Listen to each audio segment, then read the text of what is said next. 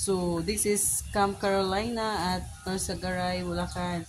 So when you enter in that gate, come there at the office, inquire, and then that portion is the canteen, then the houses there. That white house is the conference room or the oh yes, that's the conference room. So when you have a reunion, the meetings, seminars, pwede po dito kasi meron po silang confusion room. Yan. The White House confusion room. Seminar. And then there are 3 pools, the kid, the jacuzzi, and the big one which has the slide.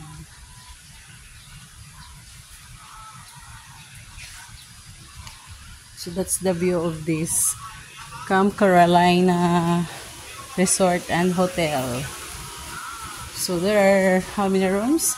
1, 2, 3, 4.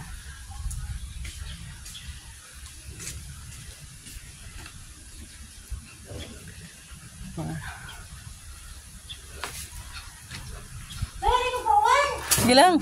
5. Pila kay ka room stall? 12 rooms. 8 na lang ang korigana. May nag-inquire na? Ay, naku. Nag-inquire na direktor? Ano, advertise stall. So, come here at the Camp Carolina, Norsagaray, Bulacan. It's a very nice resort. You can feel that you are in the province, and at the same time you're enjoying the 3 pools. This is the kid pools, then there is the jacuzzi, then this one is the biggest pool, up to 7 feet. So that's the slide going to the 7 feet pool, the swimming pool. There are 3 swimming pools in this resort. So come here mga kabels, here at Norsagaray, Bulacan. Kidney at saka ano? Kidney at saka semi-Olympic. Semi-Olympic, tsaka kiddie pool, Tapos kidney size. kidney size pool. Saka semi-Olympic. Semi-Olympics. Mag-ikot ka kasi doon. Kaso naulan. Oh, ay makikita naman oh, maganda naman sa video mamaya oh.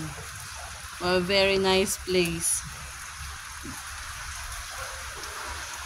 When you stay here, you can imagine that you're in the Korea. May kalamansi. There are so many plants here. There's fruits like mangoes and then coconut, papaya. Then there are also vegetables.